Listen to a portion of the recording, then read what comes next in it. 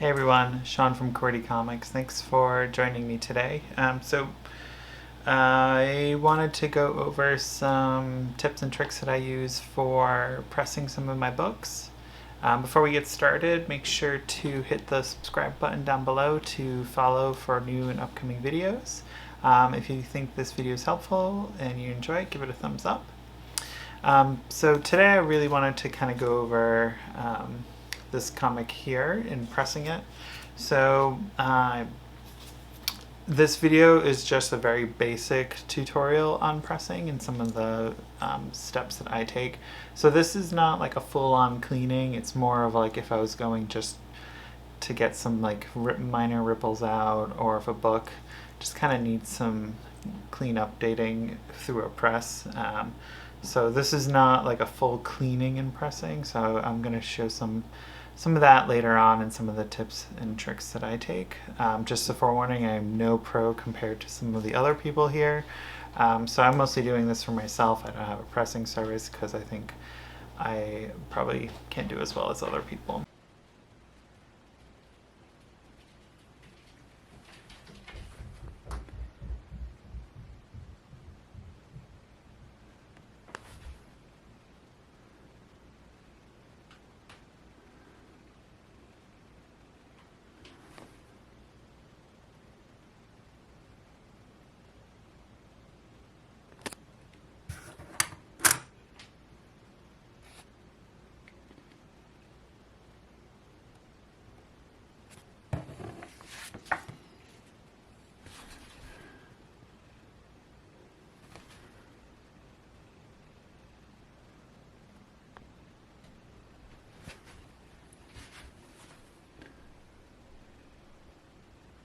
Okay, so this is my setup for my humidifying chamber.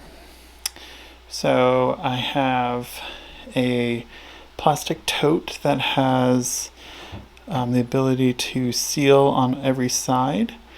It has a nice foam insulation on it, so you get a nice tight seal. I got this at Target.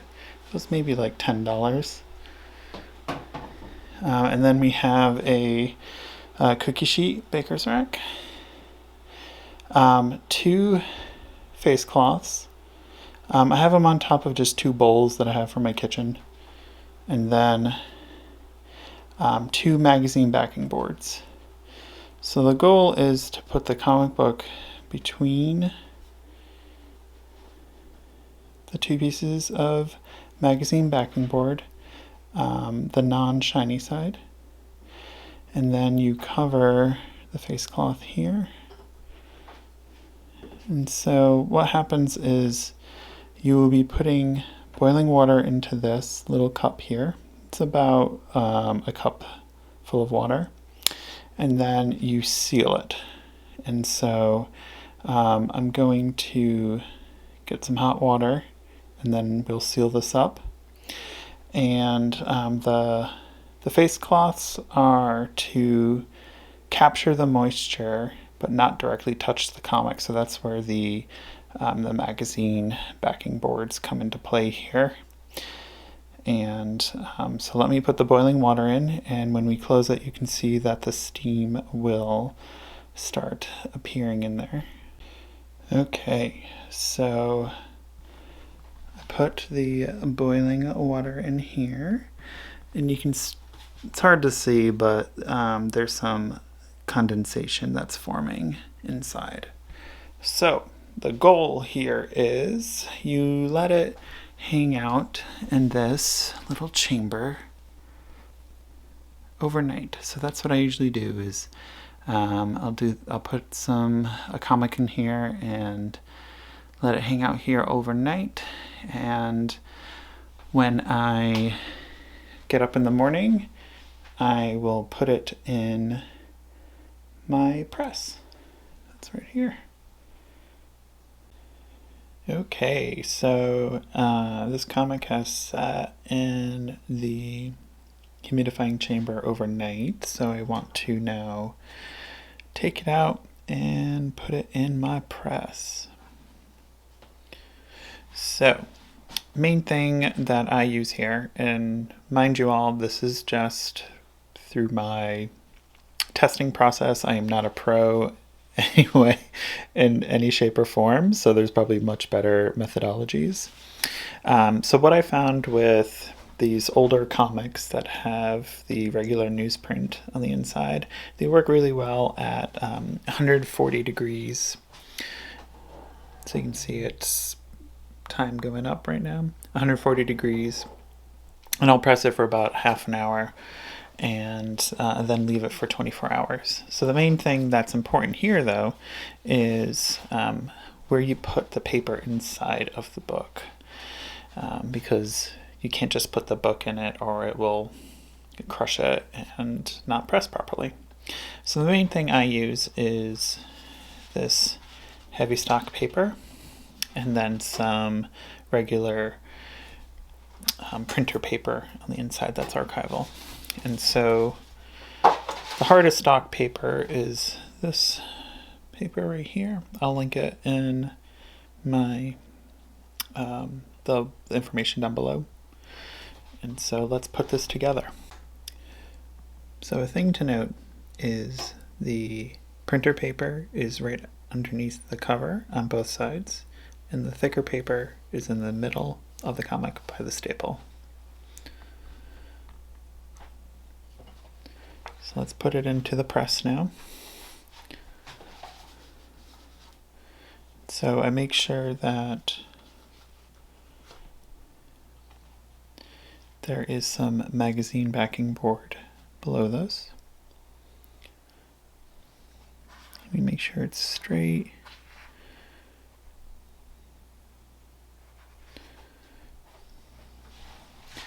You don't want anything overlaid to it. This is Teflon paper. So I take another piece of the magazine board, put this over top.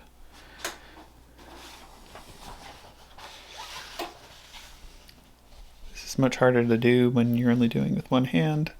And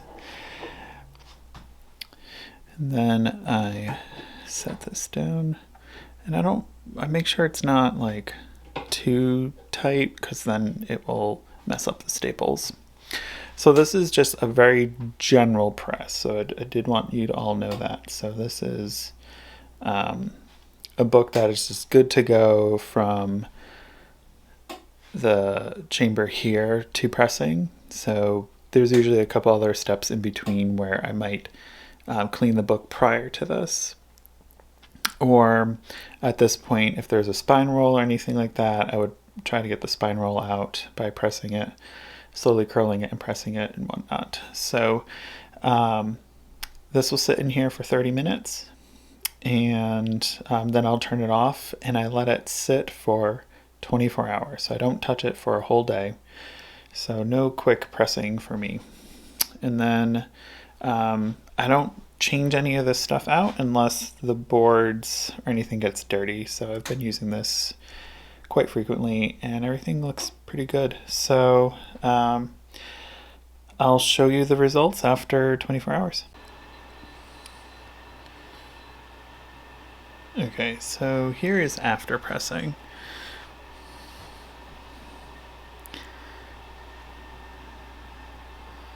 So there was a lot of wrinkling and stuff here.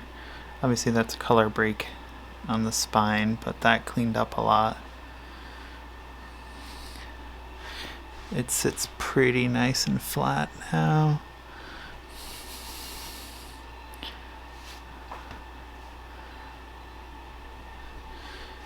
Nice clean back.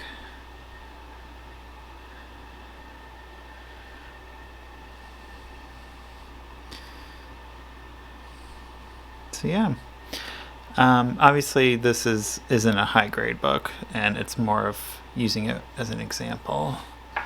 But you can see how it's nice and it's got a nice sheen to it. It's nice and smooth.